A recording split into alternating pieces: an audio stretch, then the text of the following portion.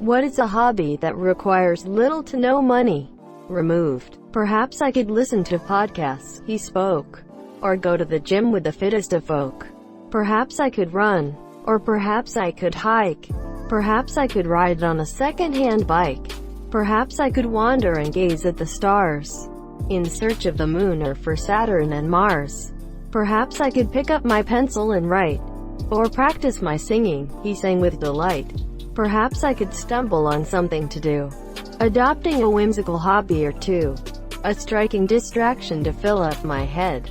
It's just, I don't want to, he said. Get a library card and go on their website and really look at all they have to offer. Libraries offer so much more than books. Most offer movie streaming similar to Netflix, called Canopy. Linda's entire learning library. Expert video tutorials for pretty much every computer program you can think of. All sorts of e-media. And so much more. All totally free. Libraries have really upped their game. Edit. Thank you for the gold. I picked up a library card about a year ago and used it for audiobooks on the way to and from work. I caught myself sitting in my car or driving a little longer to finish a chapter. I have listened to about 10 or so books since I got the card. But I need to use it more. Stargazing. If you live somewhere dark enough, you don't need a scope to still see and identify stars, planets.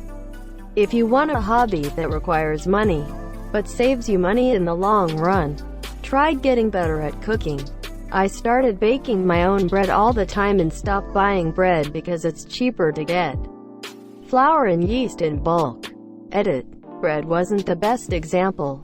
I mean learn to cook in general. For me, bread is cheaper to make my own, but not for many. Knowing how to do a steak in cast iron skillet can get you restaurant-style steak at home at only a fraction of the cost. Since you probably already have a smartphone. Geocaching. I geocached once. It was a couple miles from my house, so I figured I'd hike out it. Took me a little while of walking back and forth at a country intersection to find it. Tucked in a little hole under a stop sign. I had been hesitant to reach in, but once I was reasonably certain there weren't any wildlife or insects around, I reached in and pulled out an Altoids tin that was wrapped in a plastic bag inside a plastic bag. It was full of turds. That was the last time I did that. Edit. Thank you for the platinum, thus making my shame all the more festive. Your experience is definitely in the minority. Caches can be marked as needing maintenance or taken off the app entirely if they are not kept in good condition. They need to add a checkbox for full of literal shit. Language learning. Not sure about every language, but as a native English speaker learning Spanish, there are lots of free resources. It's time-consuming but very fulfilling and doesn't ever have to cost a dime. Do you have suggestions for free resources? I've tried Duolingo, but it seems too basic. I'm in the weird range where I've taken several years of classes, but it's been long enough ago that I'm starting to slip on the things just after the basics. Honestly, if you're beyond Duolingo and have basic conversational skill, you should look into pen pals, live conversations, local clubs, etc. that provide some level of immersion. You will get as much more out of human interaction and love practice than what the free apps can really offer. Jess. Procrastination on Reddit. Dude, your local library probably has a ton of cool adult programs. The one I work at is frosting beer mugs next week, and we play Magic the Gathering twice a month, and the library provides cards for anyone who has none. I'm glad that you said the library provided the MTG cards, because suggesting that MTG is a hobby that requires little to no money would be a little bit of a stretch. Reading thanks to the internet. Sitting on a park bench and silently judging everyone who walks by. Card throwing. I picked it up a few years ago. Now I can slice small fruit and even cut into watermelons and stuff. I have a question. Obviously, your technique is pretty good if you can start embedding your cards into watermelons. My question is, Have you tried your hand at throwing metal cards? I have a set, but I never really tried anything with them besides displaying them in my man cave. I'd imagine they can do some real damage in the hands of a trained person. Never metal, but I own a set of throwing cards that are plastic and whistle as they fly. Worth $18. I use both metal-tipped cards and regular cards. The problem with the metal ones is that they're heavier, so they don't go as fast. I honestly find that the regular cards are more effective. I've gotten to the point where the cards look like bullets being shot out of a gun with how fast they go, so they slice through soft things pretty good. My favorite is setting up a banana height-wise and trying to slice it in half. If the peel is on, I need 2 to 3 cards in the same spot. If has no peel, it slices through in one shot. Origami. There are tons of free patterns online, and you can even get whole books with a little ingenuity. I particularly recommend modular origami, where you make a big thing out of lots of small identical pieces. Usually the small unit is very easy to fold. Putting them together is quite simple, and you can make something really amazing. It also kind of primes your brain for making 3-dimensional shapes in any medium, especially glass. Removed. Writing. It can be done for virtually no money. Between public libraries with computers and Google Docs, you have everything you need. Or you can pick up a free pen at your local bank and random paper flyers around town if you want to. Go old school, if you're willing to shell out a bit more. A pack of pens and decent line notebook is less than $10. And even the most lightweight Linux distro on the shittiest computer either has web access or a way to get an open source word processor. Best piece of advice I ever had: there is absolutely no such thing as good writing. There's only good rewriting. And that's what you have to remember. No one, not a single famous author, has ever written an entire manuscript out once then immediately released it. They spend weeks or months redrafting and editing it first. Hiking. Yes, short hikes don't cost much. If you hike a well-maintained basic trail, you could even do it with your tennis athletic shoes. You don't need fancy backpacks and water bottles either. Just something basic. And if you live in an area with great hikes nearby, you won't spend much on gas. Got passed by a guy that was barefoot and carrying his Dasani water bottle on the 12-mile loop once. As someone who has hiked barefoot, I was quite surprised. The worst is getting passed by some 8-year-olds with Capri Suns running past on a huge stair climb. To be fair, small kids are like greyhounds. They have unlimited energy and then they pass out. You'll see them being carried on the way down. Whittling. You can start with a $3 knife from a gas station and some sticks. Learn the basics. Take off the bark. Make a point. Make a sphere. Then work your way up. Read that as whistling, and was confused as to why someone would walk around whistling with a knife. Throwing change at small children. Nickels work best for distance and cost per outing. It's a win-win. I get the satisfaction and they get free money.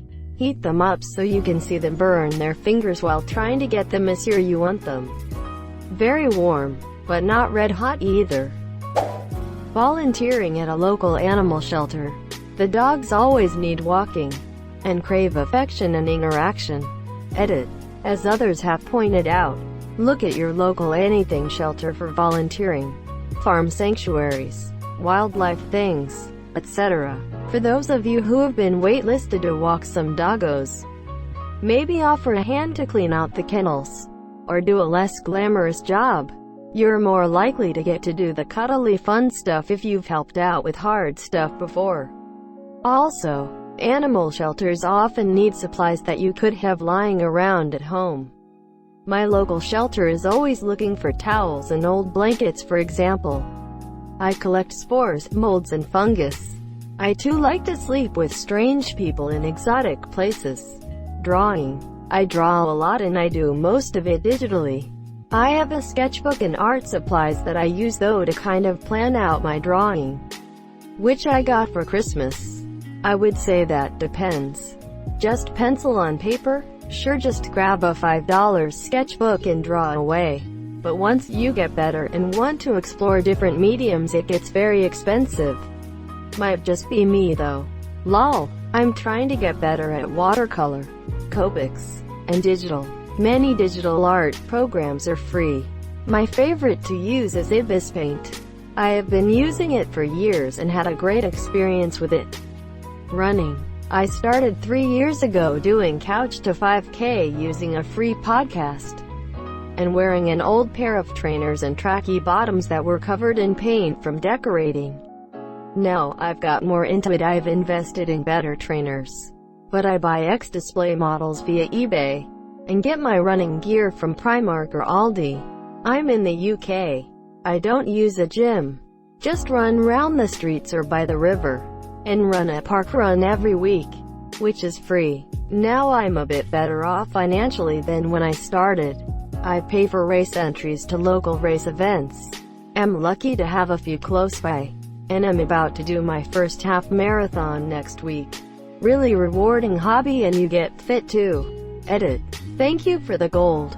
This is my second or third post ever, so I'm well chuffed.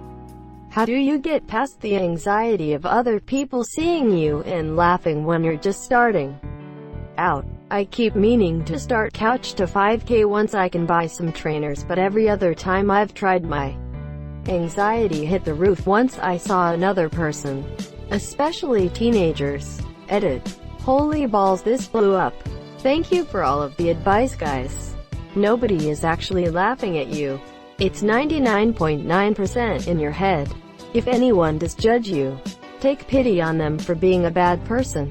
When I see people who are clearly out of shape and starting out, I try to encourage them. Monsieur, I think most runners would do the same.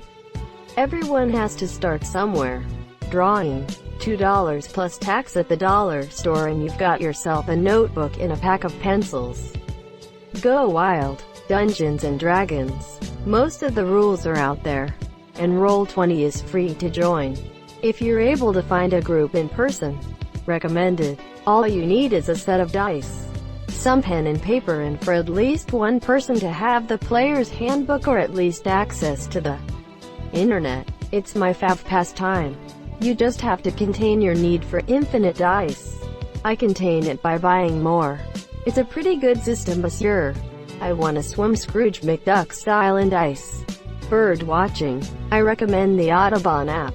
Lets you identify birds by season, location, wing shape, bird call, activity, etc.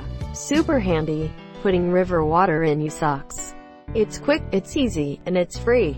Sourdough bread baking. It does cost money for flour, but once your starter is mature, you get to cook and eat all the flour, so that's minimal.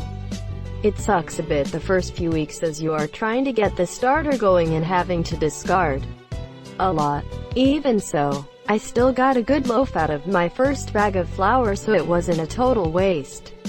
I have bought a cast iron Dutch oven at a thrift store, but it's not necessary. Everything is free if you run fast enough. Sleeping. A bed can cost quite a bit. It's the not being at work part that is expensive.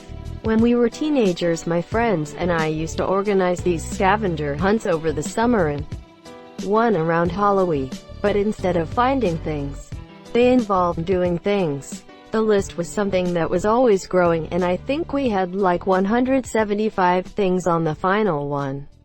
And it was always fun to sit around and brainstorm things to do. Some of the tasks were simple, like take a picture with 5 strangers or form a human pyramid. Some were really silly, like hold a conversation with a street sign for 5 minutes or pretend to be the official door opener for a store. We also had some eating challenges that cost money, but not a lot, like eat 6 raw eggs or eat an onion like an apple.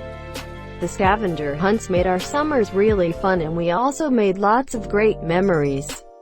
The first hunt was just 4 of us, but by the last one we had like 35 people in teams competing for a trophy we got at a thrift store. Solving Rubik's Cubes. I do this a lot, and I have a nice speed cube that cost only around $5 minus 6 Solving is one thing. Not too bad. However, the urge quickly finds you, and suddenly you are staring at that $1,100 17 by 17, wondering where you went wrong. Collecting puzzles is bad for your wallet. Thank you so much for watching and have a good day.